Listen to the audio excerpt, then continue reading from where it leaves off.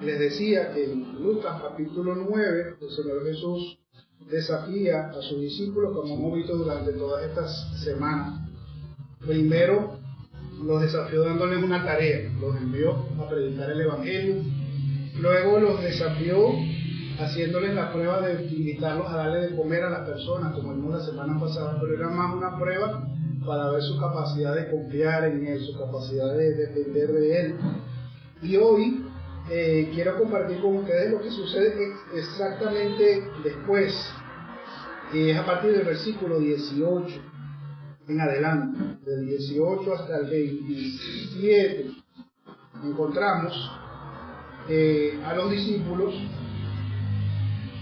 Dice que Jesús está orando, dice el versículo 18, Jesús está orando y estando allí sus discípulos, Él les preguntó, Él les hizo una pregunta a los discípulos.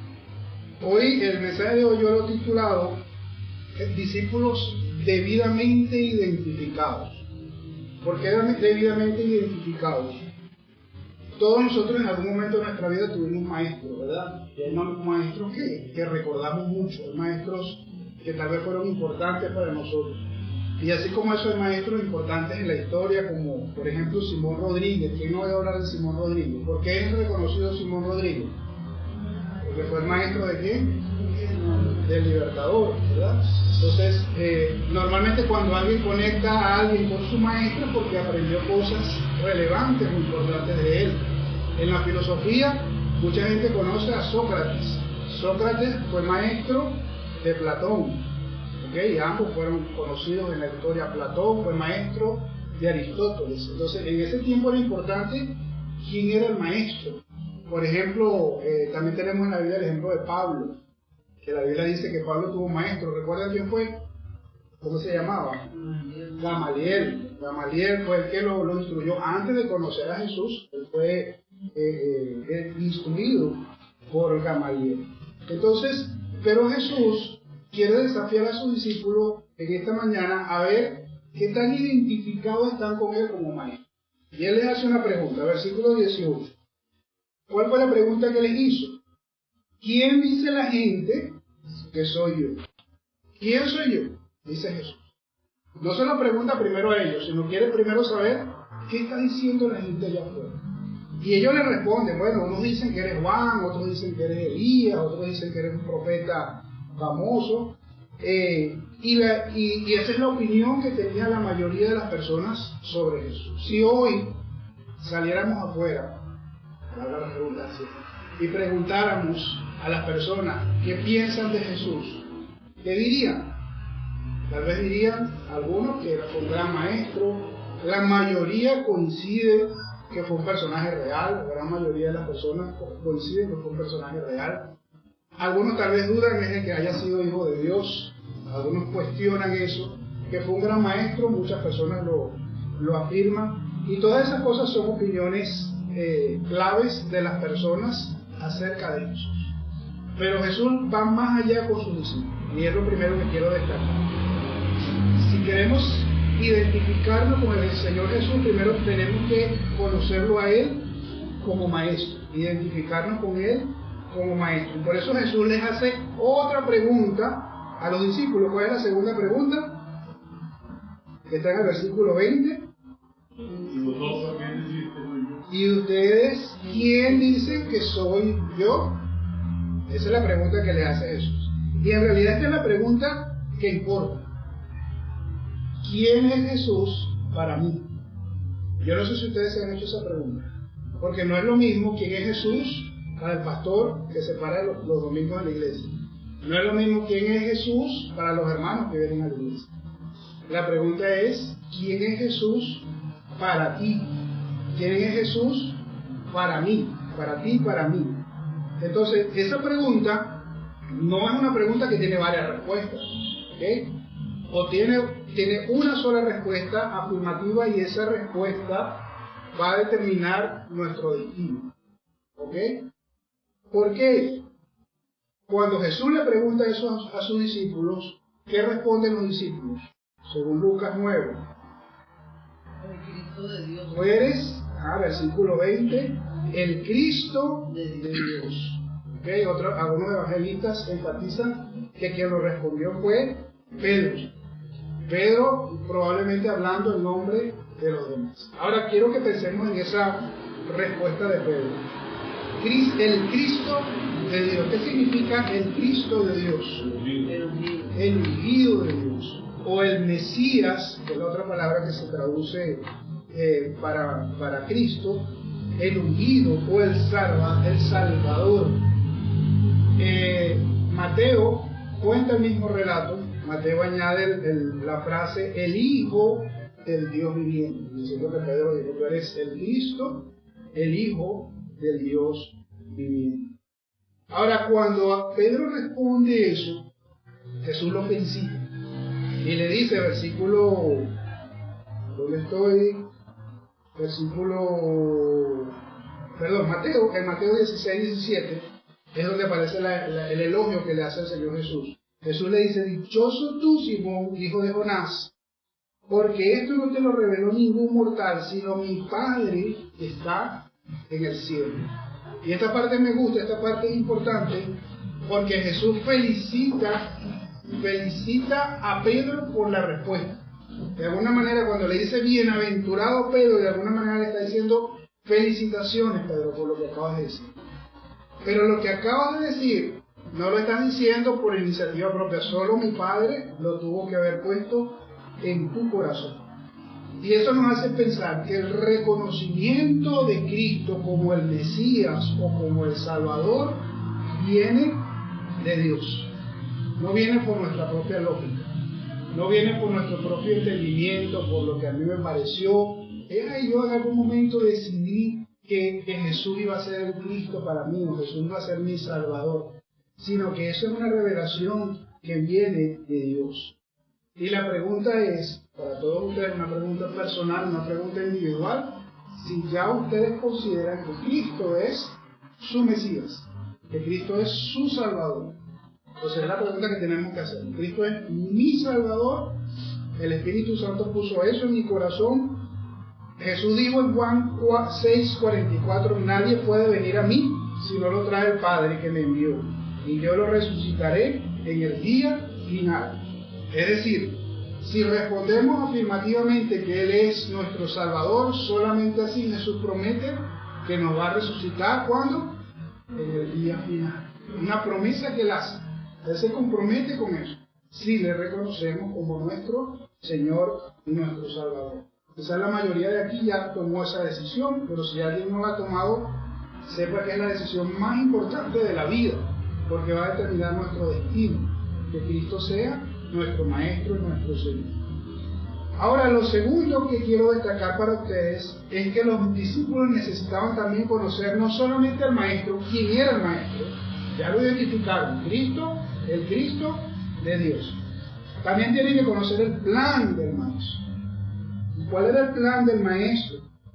Versículos 21 y 22 de Lucas 9 dicen de la siguiente manera: Jesús les ordenó terminantemente que no dijeran esto a nadie, y les dijo: el Hijo del Hombre tiene que sufrir muchas cosas y ser rechazado por los ancianos, los jefes de los sacerdotes y los maestros de la ley. Es necesario que lo maten y que resucite al tercer día. Esto para mí es el plan de clases del Maestro. ¿Qué le parece ese plan de clases? Cuando yo estudiaba en el colegio, mi papá insistía, porque mi papá también fue docente. Él a veces me decía: pídele al profesor o pídele a la profesora el programa de la clase. Yo no entendía por qué él se empeñaba tanto en eso, porque él decía que eso era muy importante para saber qué era lo que se quería que aprendieran. ¿Okay? Bueno, Jesús le dice aquí a sus discípulos el plan de clase. Primero les dice: eso que acaban de decir no se lo digan a nadie. Y uno en principio no entiende por qué Jesús dijo: no le digan eso a nadie, porque es que ese plan estaba secreto, estaba escondido al principio. Pero Jesús se lo dijo solo a sus discípulos, solo a sus alumnos les dijo. ¿Cuál era el plan? El Hijo del Hombre tiene que sufrir, tiene que ser rechazado, es necesario que lo maten y después va a resucitar. 4 puntos de la clase. Y Jesús se lo deja bien claro: sufrimiento, rechazo, muerte y resurrección. Y Jesús lo empieza a decir a sus discípulos, lo dice aquí, se lo va diciendo varias veces, y no fue un mensaje que les gustó mucho a ellos. De hecho, hay un momento donde Pedro le dice, no, Señor, que no te pase eso. ¿Y qué le dijo Jesús? ¿Se acuerdan? Apártate de mí, Satanás. Porque lo reprendió porque no le gustó que dijera eso. Y otros decían, se ponían tristes cuando Jesús decía eso, pero eso era lo que venía. Ese era el plan de clase y él fue claro con sus alumnos. Eso es lo que viene. Ahora, eso no fue suficiente. Ahora viene lo tercero que quiero decir con ustedes, que cuando uno conoce la clase, ahora viene la gran pregunta. ¿Me identifico yo con ese plan de clase? ¿Quiero yo seguir ese plan de clase? Y eso lo vemos en el versículo 23 y 24. Dice que Jesús, dirigiéndose a todos, declaró, y escuchen, si alguien quiere ser mi discípulo, que se niegue a sí mismo, lleve su cruz cada día y me siga. Porque el que quiera salvar su vida, la perderá. Pero el que pierda su vida por mi causa, la salvará. Entonces ahora Jesús, ya todos saben que Él es, bueno, sus discípulos saben que Él es el Cristo de Dios. Ya saben cuál es el plan. El plan es sufrimiento, desprecio, muerte y resurrección. Ahora les dice, si ustedes me quieren seguir, 3 cosas les pido. ¿Cuáles son esas 3 cosas? Niéguese a sí mismo primero. Renuncie a sí mismo. En otras palabras, es decir, ya no me importo yo, ahora importa el Señor. Entonces me niego a mí mismo. Segundo paso, tome su cruz. ¿Y qué significa tomar la cruz? Para algunas personas dicen, no, yo llevo mi cruz todos los días y piensa en sufrimiento, alguien que le cae mal, alguien que le molesta todos los días. Eso no es la cruz. La cruz, saben que en el tiempo de Jesús, la cruz era común, al contrario de lo que algunos piensan, ¿no? Jesús no fue el que popularizó la cruz. En aquel tiempo los romanos crucificaban a muchas personas. Muchos criminales eran crucificados. De hecho, la historia cuenta, la historia, vamos a decirlo, extrabíblica, que hubo un complot que se hizo contra el Imperio Romano en algún momento y el emperador mandó a ejecutar, no recuerdo ahorita, como 2.000 personas y todas fueron crucificadas por los caminos, públicamente. Entonces la gente iba por los caminos y veían esas cruces con ese poco de criminales allí en el camino, porque era la peor muerte de aquel momento, era una muerte para avergonzar a las personas. Los crucificaban generalmente desnudos para avergonzarlos. Era una muerte cruel y los dejaban que se desangraran ahí. Entonces cuando Jesús dice esto, presten atención en esto, cuando Jesús dice esto, Jesús todavía no había muerto en la cruz. ¿Se habían dado cuenta de eso? Todavía él no había muerto en la cruz. Pero él le dice a sus discípulos que si le quieren seguir hay que negarse a sí mismo y tomar su cruz. ¿Por qué? Porque en aquel tiempo a los criminales que iban a ser ejecutados les montaban la cruz para que ellos mismos la llevaran. Tenían que llevarla como señal de que iban a morir crucificados. Entonces Jesús le dice a sus discípulos que si quieren ser sus seguidores, tienen que estar dispuestos a llevar su cruz.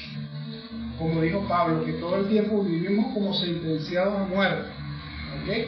Eso es lo que el Señor Jesús está pidiendo a sus discípulos. Entonces le dice, niéguese a sí mismo, tome su cruz cada día y luego dice, siga. Entonces, renunciar a nuestros planes, tomar la cruz como un acto de obediencia y seguirle a Él. ¿Ya tomamos esa decisión? Esa es una decisión sumamente importante también. Yo la tomé cuando tenía aproximadamente 15 años. Tuve que renunciar a mis planes, renunciar a lo que yo creía que era mejor para mi vida y decirle al Señor, Señor, yo quiero vivir la vida que tú quieres para mí.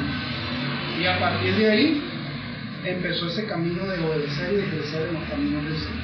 Y el Señor quiere que lo hagamos, por eso Él invita a los discípulos a que lo hagan. Y añade algo más, el versículo 24. Dice, el que quiera salvar su vida, la perderá. Pero el que pierda su vida por mi causa, la salvará. Esto es una de esas frases que dijo Jesús para pensar. ¿Okay? Hay que analizarlo. ¿Qué dice Jesús? El que quiera salvar su vida, ¿qué va a pasar? la va a perder. Eso parece no tener sentido, ¿verdad? Que quiera salvar su vida, la va a perder.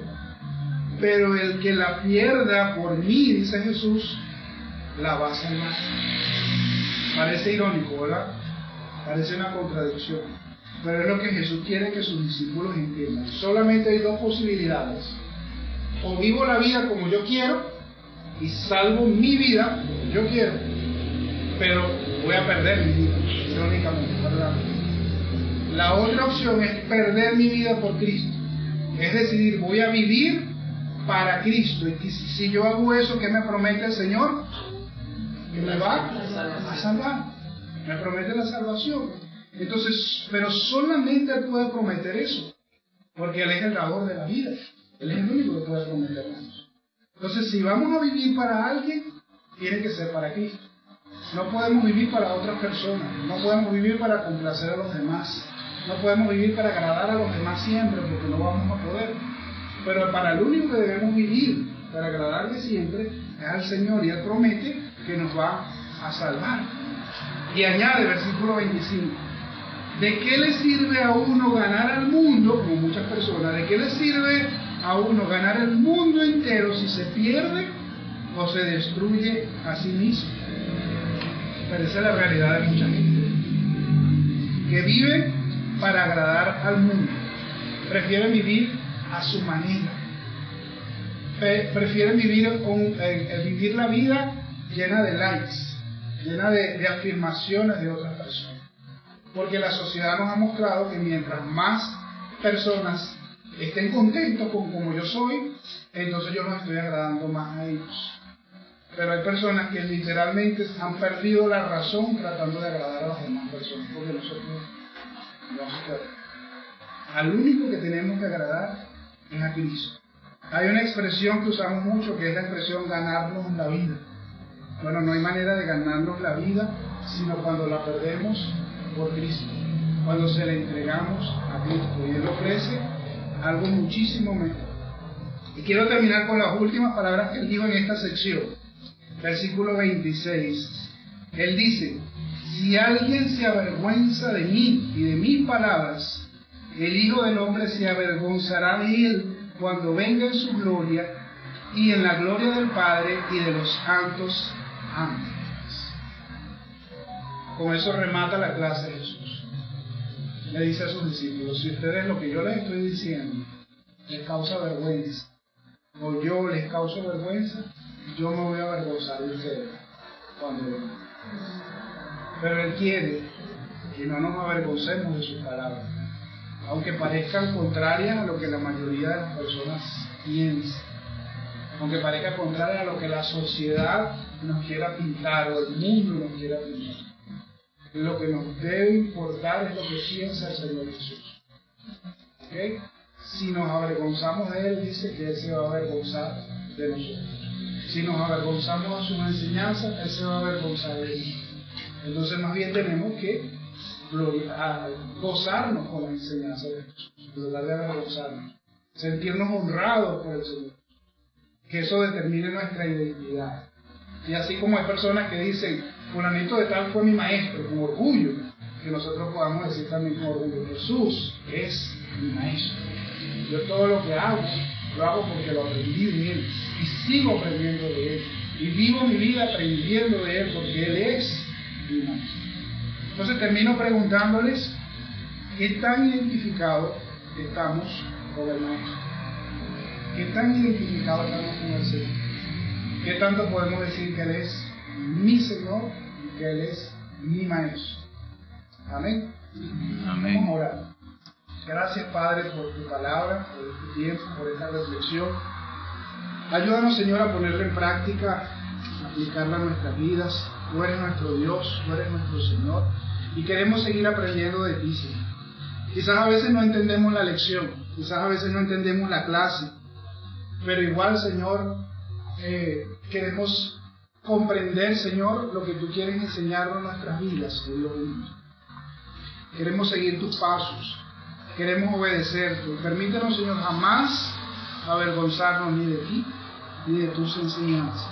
Y permítenos disfrutar, Señor, del gozo, de la alegría de ser reconocidos, Señor, como hijos tuyos, como alumnos tuyos, Señor, que hemos sido enseñados a través del Señor Jesucristo. Le damos muchísimas gracias. En el nombre de Jesús. Amén.